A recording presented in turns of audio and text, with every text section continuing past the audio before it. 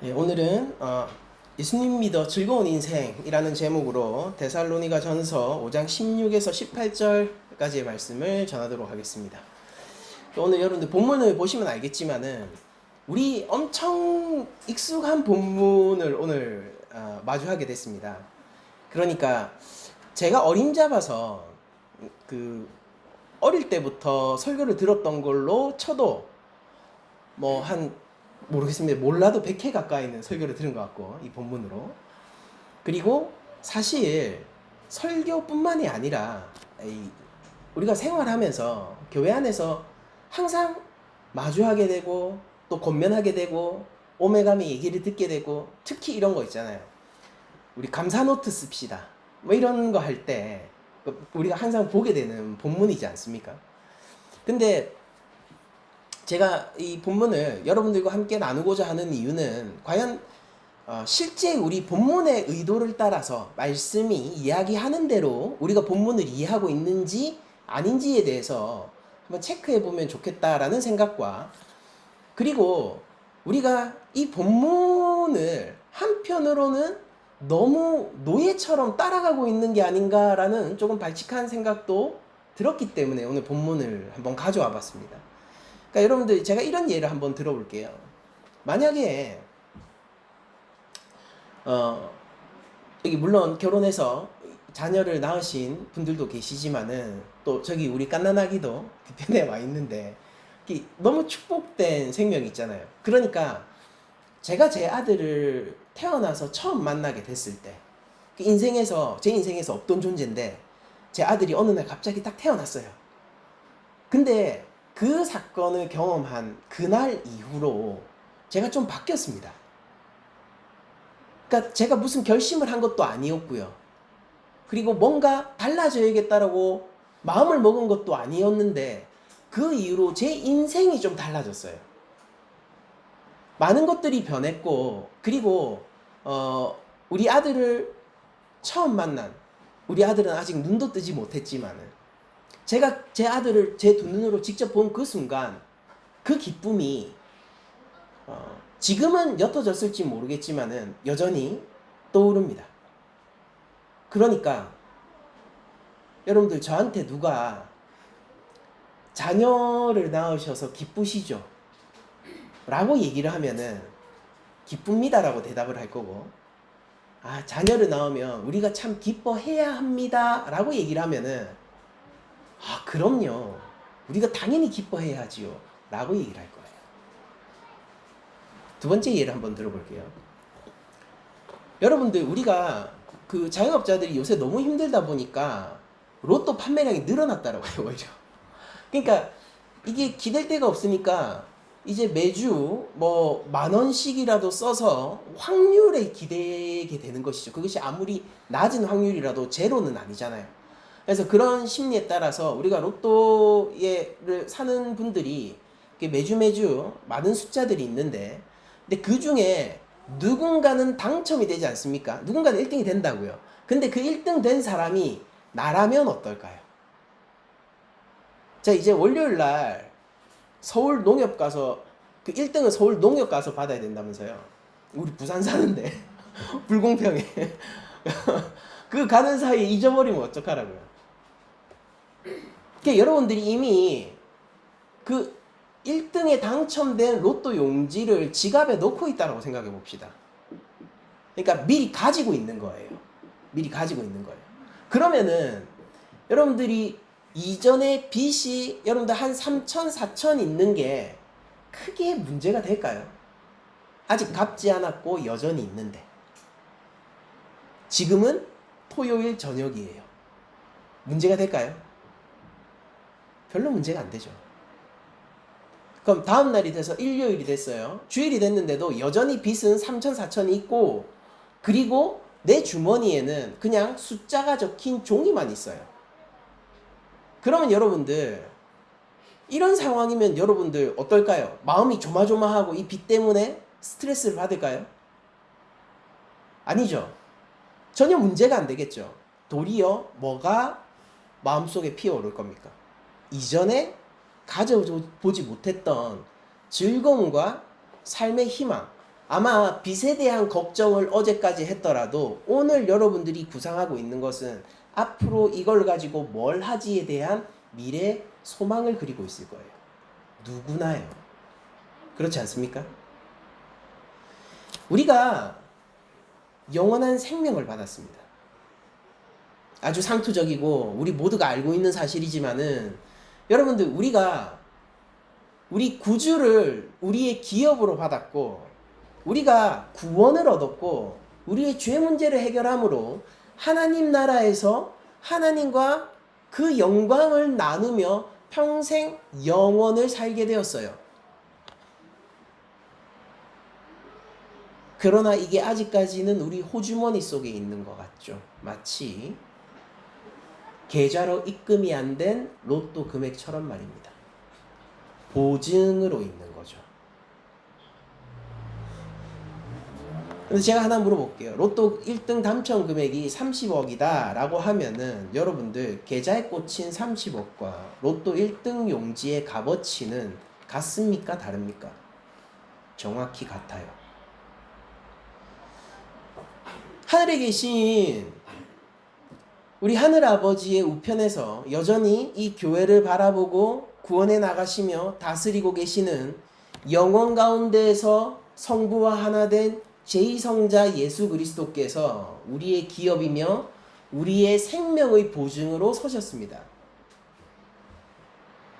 보증으로 서셨고 우리는 성령의 인침을 받아 영원한 약속의 성취를 맛보고 있어요. 자, 이제 여러분들한테 다시 한번 본문을 읽어드릴게요. 항상 기뻐하라. 쉬지 말고 기도하라. 범사에 감사하라. 할렐루야 아닙니까? 예수님을 믿으면은 제가 예수님을 믿고 나서 가지게 된 삶의 가장 큰 변화 중에 하나가 뭐냐면은 사는 게 즐거워졌다는 겁니다.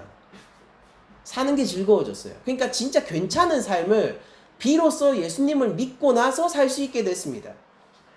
그래서 누군가가 그리스도인은 감사하는 삶이야. 감사해야 돼. 라고 얘기하면은 저는 맞장구를 쳐요. 그래, 감사해야 돼. 근데 이게 저를 올가매는 율법이 아니라 저의 고백이에요. 데살로니가 교회는요, 바울과 매우 친밀한 사이 위에 있었습니다. 그러니까 우리가 데살로니가 전서를 읽다 보면은 거의 바울이요, 공적으로 교회한테 편지를 보낸다는 느낌을 받지 못해요. 그러니까 여러분들 잘 보세요. 로마서랑 뉘앙스가 완전 달라요. 우리는 그냥 개역개정역은 이 어투를 전부 이 많은 채로 다 바꿔서 썼기 때문에 우리가 그런 뉘앙스를 잘 느끼지 못하겠지만은 여러분들 이거 내용을 잘 보세요. 로마서처럼 딱딱하고 공식적으로 안 느껴질걸요? 굉장히 친근하고 어떤 측면에서 마치 한 사람한테 보내는 개인적인 편지처럼 느껴질 정도로 데살로니가 교회와 바울의 끈끈한 관계는 매우 깊고요. 그리고 어느 정도로 깊었냐면은 바울이 보낸 디모데를 보냈는데도 그 디모데보다 바울을 찾고 있는 상황이에요. 편지를 잘 보면은. 그러니까 바울과 엄청 가까운 교회가 데살로니가 교회라는 거예요. 그런데 데살로니가 교회에서 문제가 생겼어요. 그러니까 편지를 썼겠죠? 아무 일 없는데 왜 편지를 쓰겠습니까? 데살로니가 교회에 문제가 발생했는데 그게 뭐냐면은 거기서 주님이 올라가셨던 그 모습 그대로 다시 오신다라고 믿고 있는데 근데 주님이 이 땅 가운데 오기도 전에 벌써 죽어나가는 형제 자매가 있었던 거예요. 그래서 슬퍼하고 그것 때문에 낭망했어요. 왜냐면은 재림과 관련된 지식이 없어서요. 그래서 데살로니가 교회에 총 5장으로 이루어져 있는 이 서신은요, 최초의 3장은 그 끈끈한 관계와 어떻게 보면은 진실한 인사를 한참 하고 있는 겁니다. 그러고 나서 본론이 4장 가야 나오는데 이것도 되게 특이한 거예요. 바울의 서신서 치고는. 본론이 이제 4장 가면 나오는데 그 4장에서 다루는 게 뭐냐면은 예수님의 재림 문제예요. 재림에 대해서 아주 상세하게 알려주면서 그러면서 재림을 알려주는 이유가 뭐냐면은 그러니까 우리가 주 안에서 하나된 교회이고 주님의 구원에 참여했다면은 지금 죽어나간 자들도 주님의 재림 앞에서 참여하게 될 거다를 논증하는 게 본문입니다. 그렇게 재림을 논증하고 나서 그러니까 지금 죽지 않고 아직 남아있는 그리고 살아가야 하는 그리고 이 편지를 받은 사람 중에 그 누구도 예수님이 이 땅 가운데 다시 오시는 장면을 보지 못했죠. 우리도 그럴 가능성이 높죠. 그런데 그렇게 주님이 오실 때까지 여전히 소망을 품고 살아가야 하는 그 사람들, 그들에게 어떻게 살아가야 되는가에 권면을 한 게 오늘 본문이에요. 그러니까 그냥 폭력적으로 감사하라고 얘기하는 게 아니고요. 폭력적으로 네가 온종일 기도하라고 얘기하는 게 아니고 폭력적으로 모든 일에 감사하고 제가 감사라고 얘기했습니까? 항상 기뻐하라고 얘기를 하는 게 아니란 말이에요. 컨텍스트가 있는 것이죠. 그 맥락 위에서 그럼 우리가 뭘 할 수 있냐면은 그러니까 이건 누구에게 주는 명령이냐면은 그리고 또 반대로 얘기하자면 누구만이 실천할 수 있는 명령이냐면은 주님을 소망하는 자만 실천할 수 있는 명령입니다. 그러므로 제가 오늘 이 본문을 여러분들에게 권면하기 위해서 주목할 것은 우리가 예수님을 믿느냐라는 사실입니다. 우리는 복음 위에 얹혀진 삶을 살고 있느냐 이걸 한번 물어보고 싶은 거예요. 우리는 참으로 그리스도의 제자입니까? 우리는 하나님의 자녀입니까? 조금 더 편한 말로 얘기해 볼게요. 이것조차도 우리한테 교회에게는 무거운 율법의 짐이 돼버렸잖아요. 너 제자야? 이런 것도 우리 무거운 율법의 짐이 돼버렸단 말이에요. 그럼 조금 더 편한 말로 물어볼게요. 여러분들 우리는 하나님의 은혜 가운데 있습니까? 내가 한 것이 아니라 구주께서 한 일로 구원을 받고 죄인인 내가 이미 죄인일 때 하나님의 부르심과 선택 가운데에서 그리스도를 영접하게 된 그리스도인이냔 말이에요. 기뻐하라 라고 했을 때 여러분들 박수가 절로 나오지 않으면 이 본문을 이해 못한 거예요. 기뻐해야지. 여러분들 감사 노트를 쓸 때 제가 가지고 있는 반감 중에 하나가 뭐냐면은 훈련이라는 명목 아래에서 감사 안 하는데도 감사하는 척하게 하는 겁니다. 그러니까 대부분은 이래요. 아, 이렇게 생각하면 그 대부분의 이렇게 생각하기 뭔지 제가 맞춰볼게요. 이게 힘들고 고난인데 연단이라고 생각하면 감사할 수 있지. 이런 식인 거예요. 근데 여러분들 정말로 그게 연단이라고 생각하면은 감사할 수 있죠. 근데 안 그런데도 그렇게 얘기를 한다고요. 이게 뭔지 아세요? 바리새인의 방식입니다. 그런 척 하는 거예요. 우리 교회가 왜 회칠한 무덤이 되어가야 합니까? 우리는 오히려 육신이 시신 같을지라도 우리가 무덤 같을지라도 우리 안에 생명이 넘쳐 흐르고 하나님 나라는 비록 겨자씨 같을지라도 나무가 되어 새들이 깃드는 곳인데 우리가 왜 굳이 힘을 내고 훈련을 해서 회칠한 무덤이 돼야 되냐 이 말이에요. 그 바리새인의 방식을 우리 교회가 한 번도 기뻐한 적이 없습니다. 주님은 바리새인들과 논쟁하셨다는 사실을 기억하세요. 그러니까 질문은 이거예요. 여러분들 우리가 내가 잘나지는 편이에요? 아니면은 내가 죽더라도 그리스도의 편이에요? 이 질문 위에 우리 모든 한국교회가 놓여야 합니다. 우린 누구 편입니까? 대부분의 교회는요, 자기 교회 편이에요. 자기 교회 편이라고요. 대부분의 성도 개인이 자기 편이에요. 바울이 갈라디아서에서 우리에게 얘기했던 것은 이제 내가 죽고 그리스도만으로 사는 것이 참으로 기쁜 복음이라고 변증해 왔습니다. 예수님이 누가복음과 마가복음에서 공히 우리에게 요구하신 것은 누구든 나를 따르려면 제 십자가를 지고라고 얘기하셨어요.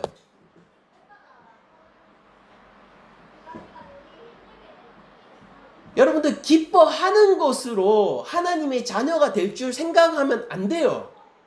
기도하는 것으로 하나님의 자녀가 될 줄 생각하면 안 돼요. 우리는 감사하는 것으로 하나님의 자녀가 될 줄 아는 걸로 생각하면 안 돼요. 반대예요. 하나님의 자녀이기 때문에 그렇게 하는 겁니다. 하나님의 자녀니까 그렇게 할 수 있는 능력이 생긴 거예요. 바울은 지금 무리하고 우리가 두 번 다시 짊어질 수 없는 율법의 짐을 우리에게 다시 지워지는 게 아니라 지금 이게 해방의 선언입니다.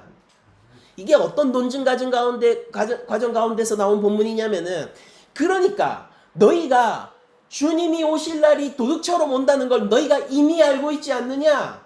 주님이 오시는 날이 어떤 날이냐면은 우리뿐 아니라 온 세상이 회복되는 날이에요. 그 회복의 날, 모든 문제가 해결되는 날, 주께서 사망의 문제를 해결하시고 우리의 모든 아픔을 가져가고 도말해버릴 그날, 그날이 오는 것이 도둑처럼 오는 걸 알지 않느냐?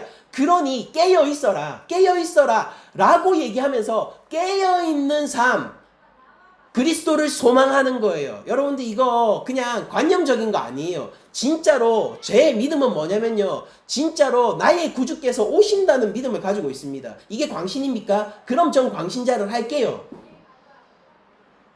그러나 성경의 이 메시지는 분명하단 말이에요. 그럼 이걸 거부할 거면 성경을 거부하면 그만입니다. 자유입니다. 각자 책임지면 되는 것이죠. 그러나 저는 하나님의 말씀을 따르렵니다. 그러니까 저에게 예수님을 만나는 것은 관념적인 것이 아니고 정말로 주님을 만나려는 소망을 저는 실제 가지고 있어요. 그리고 이게 원래 교회가 가지고 있는 당연한 소망 아닙니까? 그 소망을 가지고 있는 사람들은 어떻게 살 수 있는지 다시 한번 본문을 읽어드릴게요. 항상 기뻐하라. 우리는 박수를 치면서 이렇게 얘기하는 거예요. 기뻐해야 되는 거지. 당연하지. 하나님 뭐 안 줬습니까? 우리한테? 모자란 게 있습니까? 우리에게 모자란 것이 무엇입니까? 그리스도 예수가 우리의 기업입니다. 영생을 주셨고 우리의 죄를 도말하셨습니다. 하나님이 영원히 우리의 아버지가 되셨습니다. 우리가 그분의 양자예요. 무엇을 더 받으려 하십니까? 기뻐할 제목이 없다고요? 저는 이해할 수 없어요. 매일매일이 기쁨의 제목으로 넘치는 게 그리스도인의 삶이거든요. 그러니까 여러분들, 우리가 예수님을 믿는 사람들은, 그리고 주를 소망하는 사람들은요, 이 재림신망을 가지고 있는 사람들은 이 명령에 박수를 치는 거예요. 쉬지 말고 기도하라. 우리는 박수를 치는 겁니다. 그래, 기도해야 돼. 어떤 기도일까요? 그러면 이 맥락 위에서 바울이 기도하라고 했잖아요. 누구한테? 데살로니가 교회한테 기도하라고 했잖아요. 그러면은 바울이 요구한 기도의 제목이 뭘까요? 하나님 벤츠 주세요 를 요구했을까요? 주님 올 때까지 깨어있게 해주세요가 기도 제목 아닙니까? 당연히 문맥상 당연히. 근데 우리가 뭘 위해서 기도합니까? 먼저 그 나라와 의를 구하라 라고 예수님이 명령하시니까 그걸 구하기는커녕 그러면 이거 플러스 알파 부차적인 거, 그러면 이 모든 것을 더하시리라 하니까 그 모두 더하는 거를 구하려고 하나님 나라와 의를 구해 주잖아요. 형식상 먼저 언급해 주잖아요. 우리는 그 언급하는 걸 기도라고 얘기 안 해요. 기도는 우리 신앙 고백의 발현이고 우리 소망의 발현입니다. 무엇을 기도하시겠습니까? 누군가는 내 자식이 서울대 가는 걸 기도해요. 바울이 요구한 기도는 무엇입니까? 누군가는 내가 좋은 아파트 사는 것을 기도합니다. 바울이 요구한 기도는 무엇입니까? 누군가는 내가 잘 되게 해달라고 기도해요. 바울의 기도는 무엇입니까? 나의 약함을 쓰시고 당신의 영광을 드러내소서. 이게 바울의 기도 제목 아닙니까? 그리고 오늘 본문의 컨텍스트 위에서 봤을 때는 바울이 주님이 오실 그날까지 나를 깨어있게 하소서가 당연히 기도의 내용이 아닐까요? 그러므로 항상 쉬지 말고 기도하라 라고 얘기하는 거는 어느 정도 과장이 들어가 있는 바울 특유의 수사법이고 24시간 기도하라는 게 아니라 이 수사법을 문자 그대로 그냥 우리가 24시간 기도해야 돼. 여러분들 그 6시간 기도해도 모자라요. 뭐 어떻게 살아요 그러면. 그게 아니라 뭔가 메시지를 전달하기 위한 가르침의 방식이잖아요. 특유의 그 헬라식 수사법이란 말이에요.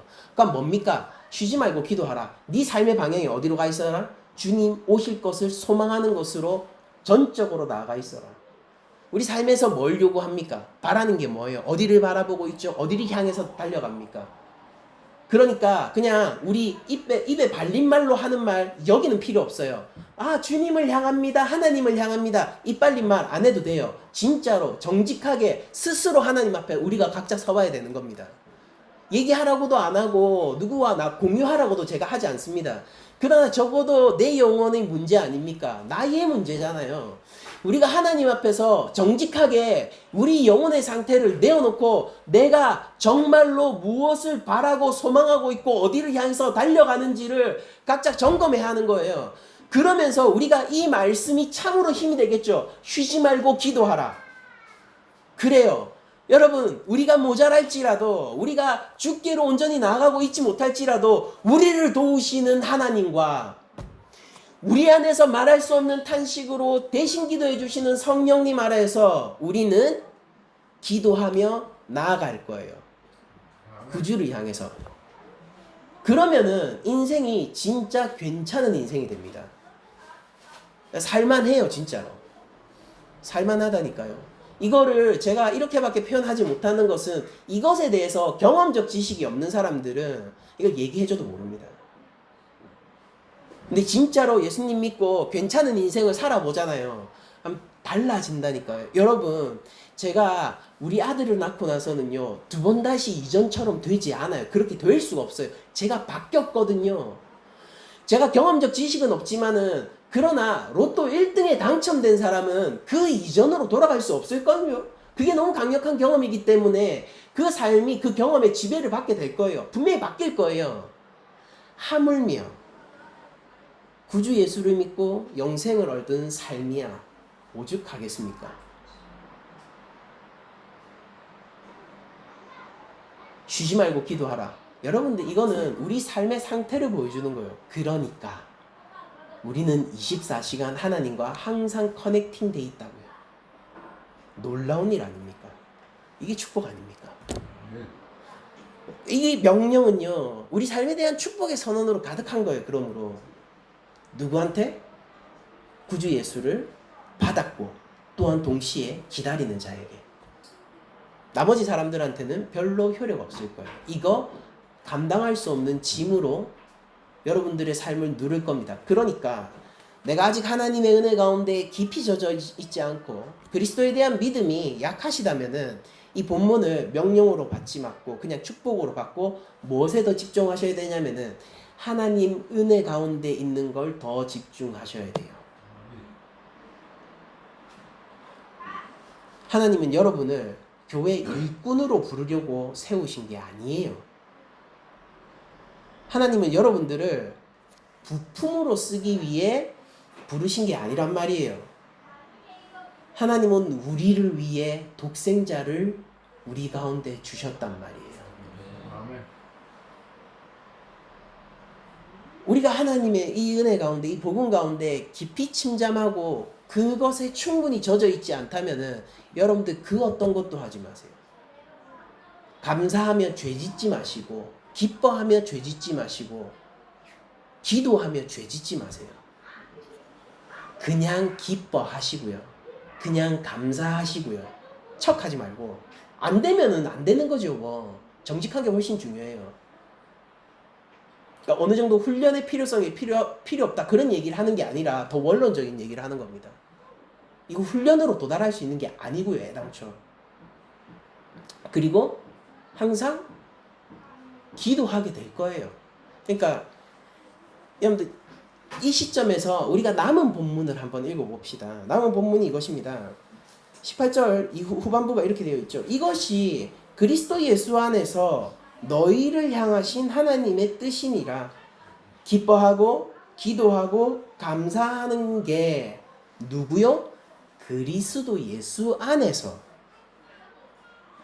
그러므로 그 밖에 있는 사람들은 그 안에 들어오는 것에 신경을 써야 돼요. 이 명령은 그 다음입니다. 사랑의 메인 노예는 법의 메인 노예랑은 달라요. 법의 메인 노예는 노예지만 사랑의 노예는요, 자발적이고 자유하고 자신이 선택할 수 있는 사람들입니다. 여러분들은 하나님을 따르는 것을 목줄에 채워져 개가 끌려가듯 그렇게 따라가시겠습니까? 아니면은 내가 자발적으로 기뻐함으로 선택하여 하나님을 따라가시겠습니까? 바울이 요구하는 게 뭘까요?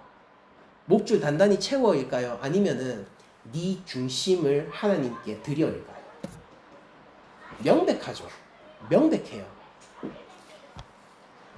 그리스도 예수 안에서 있는 우리들은 우리의 마음과 중심이 우리의 구주를 향해 있기 때문에 구주를 더욱 사랑하고 구주와 하나 되고 구주를 향해 나아가는 것으로 당연히 표출되게 되어 있습니다. 예수님 믿고 별로 인생이 옛날보다 더 안 좋아지는 것 같아요. 환경적으로 말고요. 환경적으로는 더 안 좋아질 수도 있어요. 그건 저도 경험했고. 근데 근원적으로 인생의 퀄리티가요. 내 인생 자체가 예수님 믿고 더 나빠졌다? 여러분들 잘 생각해 보세요. 내가 진짜로 그리스도 예수 안에 있는지. 그걸 점검해야 돼요. 하나님 왜 일 안 하시지? 하나님은 충분히 일하시고 넘치도록 일하십니다. 그리스도 예수 안에 있는 우리들은 이 명령을 사랑의 명령으로 받지만은 그리스도 밖에 있는 자들에게는 더 큰 율법으로 그들의 삶을 망가뜨릴 거거든요. 그러므로 함부로 이 명령을 받지 마십시오. 증명하세요. 하나님 내 아버지 맞습니까? 예수님이 내 구주 맞습니까? 그걸 증명하셔야 돼요. 삶에서. 내가 정말로 나의 무익함을 고백하고 나의 죄인됨을 고백하고 하나님만 의지하고 있습니까? 그걸 고백해야 돼요. 그러면 이 명령에 우리가 박수치면서 동의한다니까요. 기도해야지. 그래. 우리가 감사해야지. 우리가 감사 안 하면 또 어쩌게. 감사할 게 이렇게 넘치는데.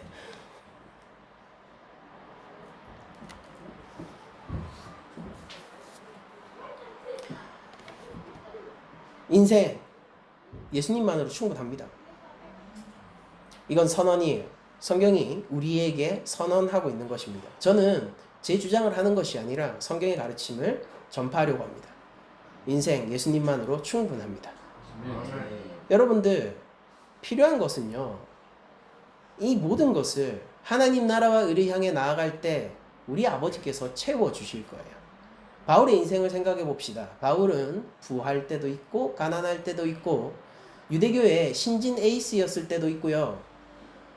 예수 그리스도의 사도로서 유대인의 핍박을 받았던 적도 있고요. 그리고 교회 안에서도 존경을 받는 사도일 때도 있었고 의심받는 사도일 때도 있었어요. 그래서 여러분들 서신서 보시면은 바울이 자기를 사도로 소개하는 그런 본문은 대부분, 전부는 아닌데 대부분 사도로서 의심받고 있어서 그렇게 얘기하는 거예요. 자기가 진짜 얘기하고 싶을 때는 그리스도의 종된 사도, 그리스도의 종된 바울이라고 자기를 소개하는데 이게 원래 자기가 진짜 하고 싶은 자기 소개입니다. 근데 어떤 경우에서는 그 옛날에 예수 핍박하던 놈인데 이러면서 사도 바울이 사도로서의 위치를 의심당했다고요. 언제까지요? 죽을 때까지요. 사형 내내. 그럼 바울의 인생이 불행했습니까? 사도 했으면 사도라도 제대로 베드로처럼 그렇게 좀 돼야 되는 거 아니에요? 근데 환경적으로 그게 뭐가 좋은 거예요? 근데 사도행전을 보십시오. 바울의 행정을 쫓아가면요. 두들겨 맞고 나와도 하나님께 감사를 하고 있어요. 저 진짜 이해 안 갔거든요. 진짜 이해가 안 갔어요. 도대체 왜 예수 안 믿었으면은 두들겨 맞을 일도 없잖아요. 도시에서 쫓겨날 일도 없잖아요. 근데 왜 굳이 그렇게 되고 그렇게 됐는데도 왜 하나님께 감사와 찬양을 하느냔 말이에요. 거짓말입니까? 제가 예수님 만나보니까 아니더라고요.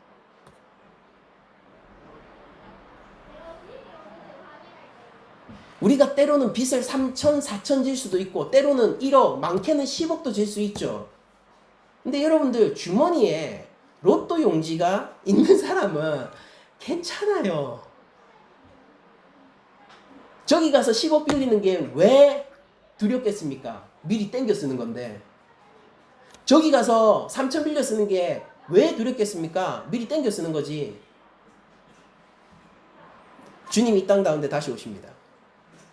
하나님 나라가 완성될 거라고요. 지금 하나님 나라를 그래서 살아야 돼요. 지금 하나님 나라를 살지 않고 지금 그리스도를 소망하지 않으면서 그 날에 하나님 나라로 살게 될 줄로 착각하면 안 됩니다.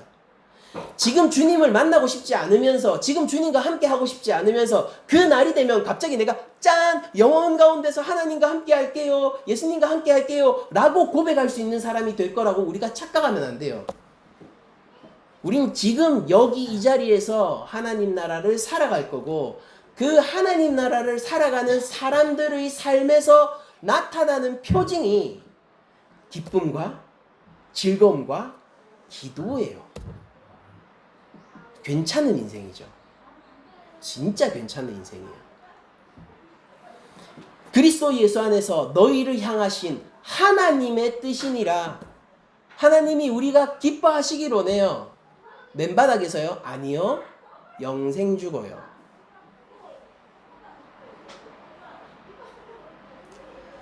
하나님이 우리가 모든 일에 감사하기를 원하세요. 그게 하나님의 뜻이랍니다. 맨 땅에서요? 아니요. 독생자 예수 그리스도를 우리의 기업으로 주시고요. 정말로 우리가 감사할 제목이 없습니까? 기뻐할 제목이 없습니까? 우리가 기도하지 않아도 됩니까? 우리 삶은 어디를 향해 나아가고 어디를 바라보고 있습니까?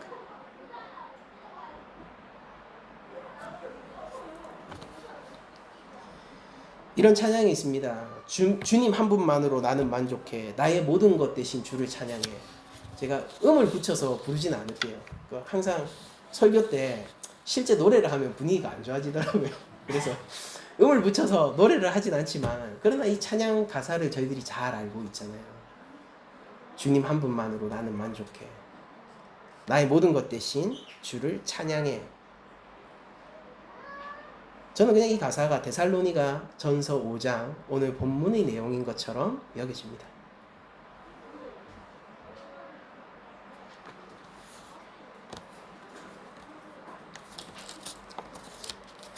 구원은 결코 작은 일이 아니요.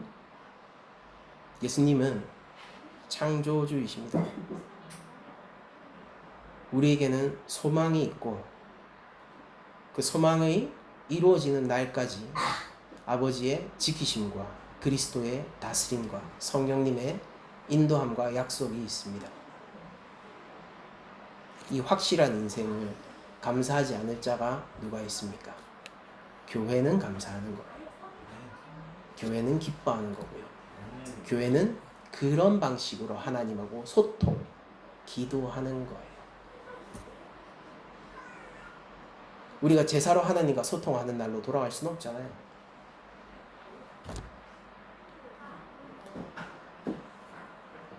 데살로니가 교회는요, 당연히 데살로니가 도시 안에 있죠. 되게 번영한 철학과 무역의 도시입니다. 당시 인구가 이때 당시 1세기 당시 인구가 한 10만 명 정도였을 걸로 추정이 되고, 그리고 여기에는 놀랍게도 대한민국처럼 좀 드물게 여러 신앙이 공존하고 있었어요. 유대교, 그 다음에 헬라 다신교, 그리고 이집트 신앙까지. 거기에 그리스도교도 있는 거예요. 그러니까 이 사람들은 그런 식으로 살아가는 겁니다. 돈이 모자라진 않아요. 돈이 모자라진 않아요. 그리고 막 그리스도인이기 때문에 핍박을 받거나 그것 때문에 사회적으로 충돌을 받는 것도 아니에요. 그런데도 이들은요, 그런 완만하고 좋은 상황에서도 형제 자매가 먼저 죽게 됐을 때 그리스도의 재림에 참여하지 못할까봐 슬퍼했어요. 그들에게 지식이 없었을 뿐 그들은 참으로 그리스도를 향해 있지 않습니까? 근데 우리는 지식이 있으면서 왜 그리스도를 향하지 않습니까?